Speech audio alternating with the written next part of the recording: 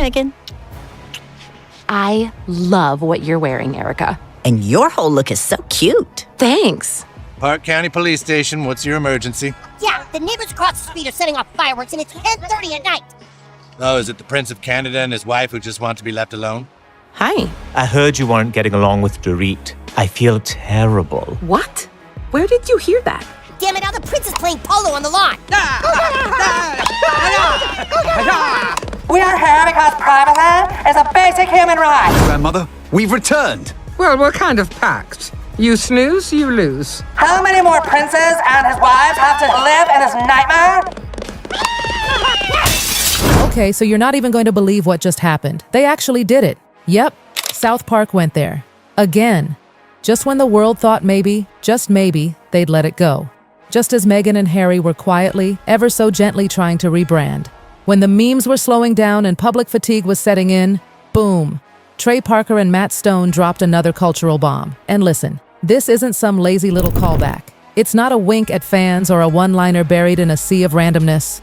No. This was prepped, loaded, and fired with full force. It's not just more of the same, it's worse. Way worse. Insiders say this episode is a full-on takedown. No teaser, no silhouette cameo. A whole episode, front and center, featuring two royals that look, sound, and act oh so familiar. And this time, oh honey, the gloves are off. We just want to be normal people. All this attention is so hard.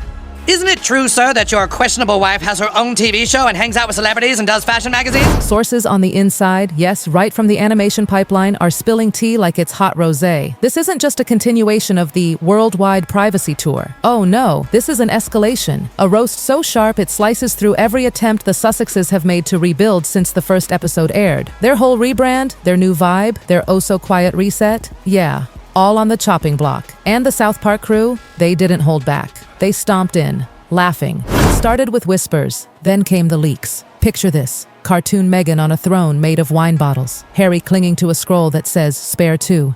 You can't make this up." And the message? It's literally written all over the storyboards. Victim card mocked. Yep, that's the theme, that's the joke, that's the South Park play, and they are not being subtle. Cartoon Meghan, she's not just privacy please anymore. She's full-on campaigning, with a literal victim card in hand like it's her royal badge of honor. And Cartoon Harry? Oh, he's tagging along behind her, still holding a sign that says "Still spare," while villagers roll their eyes and bored paparazzi literally nap mid-snap. Even the dog? Wearing a trauma support vest. You can't make this stuff up. And you know what? It's brutal. It's petty. It's pure South Park. And yes, it's a total takedown of not just their personalities, but the entire strategy that built their post-royal image. I'm sorry, I'm just really stressed. We're completely out of money. Maybe it's time we dip into your fortune from Suits. There is no fortune from Suits. Think about it. All the interviews, the super emotional podcasts, all those vague trauma references that always stop just short of saying anything real, but just enough to make people say, "Aw." That whole vibe? South Park saw right through it. Since the Netflix doc, the Spare book, the Spotify drop, it's all been a rinse and repeat of the same sob story. And South Park? Oh, they've had enough. They clocked the soft rebrand. They saw the self-empowerment speeches and pastel branding, and they didn't flinch. They went harder, smarter, meaner. Because for South Park, as long as the punchline still hits, the joke's still alive. And oh, it's landing. That old firestorm Meghan and Harry just barely escaped last time, it's back, and this time it's aimed not at the crown they gave up, but the one they tried to create for themselves. The victim card? It's not just mocked, it's the whole damn punchline. And guess what? It gets worse. This isn't about personalities anymore. This is about the entire formula they've used from day one. The speeches, the tears, the misunderstood narrative.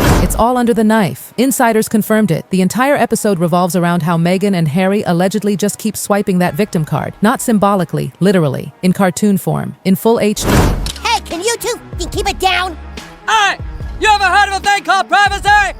You want to know how far they went? Leaked frames show cartoon Meghan, eyes wide, lips trembling, full sob, clutching a giant laminated victim unlimited use card while sobbing into a wine goblet that's the size of her actual head. It's insane. Harry, he's not far behind, dazed, lost, still holding that infamous spare measuring cup from the last episode. Remember that? The writers? They didn't tiptoe this time. They charged. Word is, they felt the original Privacy Tour episode was just the appetizer. They left a lot unsaid. But now, they've got more material than ever. A failed Spotify deal, a rosé brand, maybe a cooking show, a messy influencer attempt, some lifestyle trademarks that still haven't appeared, that infamous glitched Instagram live. And let's not forget, the deafening silence from Hollywood. What South Park's doing? They're shredding the whole PR strategy. The whole, we're vulnerable but polished brand. Cartoon Meghan tries to swipe her victim card at spa spas, courtrooms, even a wine shop that sells her rosé. And guess what flashes on screen every time? Insufficient accountability. Petty, savage, devastating. Dad, do you have any cash for a cab?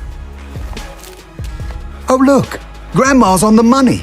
I never noticed that before. And now, the internet is eating it up. Victim card declined is everywhere. T-shirts, TikToks, Twitter bios. Reddit is using it in threads that have nothing to do with Meghan and Harry. My boss made me stay late? Reply. Victim card declined. This is the problem for the Sussexes. The writers aren't just mocking them anymore, the world is ready to laugh with them. There's a growing feeling, even from former fans, that the couple's story has just worn out. It's not brave anymore, it's exhausting. And South Park nailed that vibe, not with a podcast, not with a speech, but with a joke. This isn't just about parody, it's about cultural fatigue. And the writers, they're not here to poke fun, they're here to dismantle. That victim narrative Meghan and Harry have leaned on for 5 years, South Park is burning it to the ground. What are you suggesting?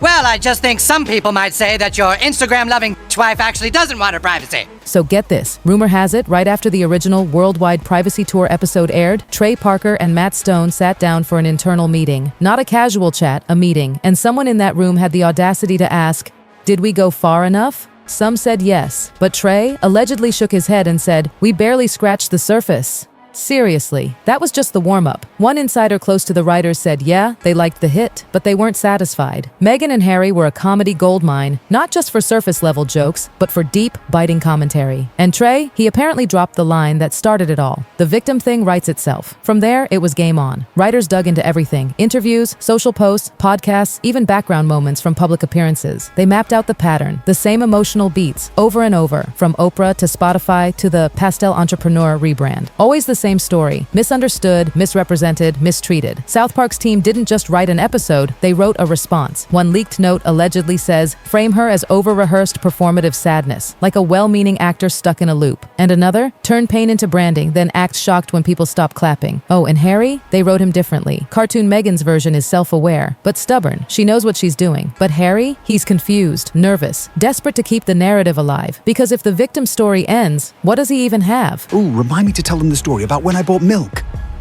I think you just told it. One leaked storyboard shows cartoon Harry literally Googling, what happens if people stop believing me? Ouch. And it only gets worse. In that same scene, his therapist straight up gives up mid-session. And this isn't just to get cheap laughs. This is full-on psychological satire. As one Hollywood critic put it, the first episode popped the balloon. This one, it's deflating the entire hot air system.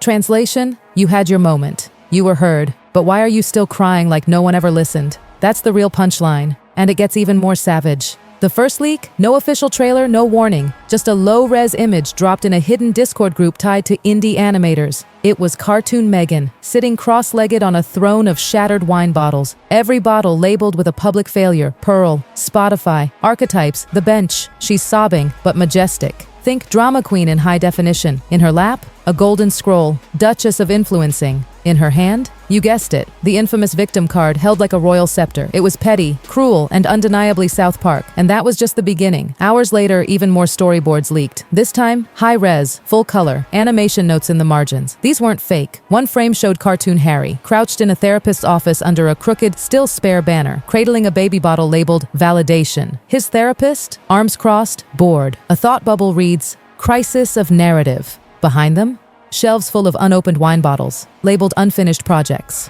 Reddit blew up. TikTok creators instantly began stitching together leaked frames with real-life Harry audio, sad music, dramatic cuts, sarcastic voiceovers, and that tagline, victim card declined. It was everywhere. It is everywhere. But the harshest takes? They didn't come from critics. They came from former fans. One user posted a side-by-side of cartoon Meghan's meltdown and her actual Vogue shoot. Caption, the branding was already satire. South Park just noticed first. Another tweet said, I used to think South Park went too far. Now I wonder if they went too easy the first time. And behind the scenes, the Sussexes were spiraling. Inside Archewell, full-blown panic. No exaggeration. According to a source, the leak triggered something they called a Category 2 containment alert. That's code for, not just a bad meme, this is a viral threat. Lawyers were looped in. PR consultants were reactivated. Meghan's comms lead canceled a media strategy retreat and allegedly said, the cartoon's about to air, and we're still trying to stop Act 1. The real nightmare? These weren't teaser frames, these were scenes. Storyboarded sequences with timestamps, character guides, meaning,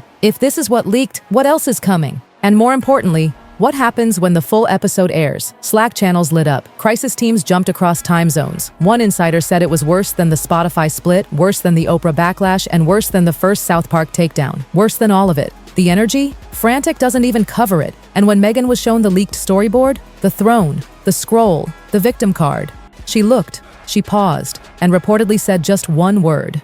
Again. But it wasn't confusion. It was pure fury. In her eyes, this wasn't just another hit. It was a coordinated attack, a direct threat to the entire rebrand she's been quietly rolling out. What made it worse? These cartoon images weren't just going viral, they were being analyzed. Reddit users zoomed in, compared cartoon props with real-life scandals. 10 slide threads broke down that validation bottle scene and called it a masterclass in satire. TikTok edits exploded, Meghan's real voice overlaid on cartoon meltdowns. One frame even showed her sobbing into a wine goblet while clutching a trauma card labeled redeemable at checkout. Inside Archewell, it wasn't just how do we stop the leaks, it was how do we survive the episode? And that, my friend, is where we pause for now. So what happened next? Full-blown chaos. Meghan's legal team allegedly jumped into overdrive. Cease and desist letters were drafted. Fast. But this time, it wasn't just South Park studio in the crosshairs. No, they aimed at anyone sharing the leaks. Because at this point, anything Meghan posts could just become Act 2. And then someone reportedly said the thing no one wanted to admit. They're not parodying us, they're baiting us. And South Park? They are the kings of waiting for the flinch. Meanwhile, the internet was having a full-on party. Those leaks? They didn't just trend, they detonated. Even Meghan's influencer allies, silent. Radio silent. Because nobody wants to repost something that could end up animated on South Park next week. When even your friends fear becoming punchlines, you're in real trouble. And now, we get to Harry. Not with press statements, not with fury, with silence, not strategic silence, not polished PR silence. He always believed someone, anyone would step in. But no one did. And that's when the truth sank in. They weren't just being mocked anymore. They were being abandoned. Insiders say Harry wandered around the Montecito estate for days, headphones in, skipping Zoom calls, ignoring messages. One staffer heard him mumble, "How did it get this far?" It's as he scrolled through his phone. It was a warning. And if you think TikTok was bad, wait till you hear what came next. Even other animated shows took jabs, slipping in blink and you'll miss it gags. A ginger and a brunette selling empathy juice from a truck labeled "Still Grifting." Screenshots all over Reddit within an hour. And here's the thing, none of this was coordinated. No campaigns, no influencers, just a cultural tipping point. And South Park didn't just mock Meghan and Harry. They redefined them.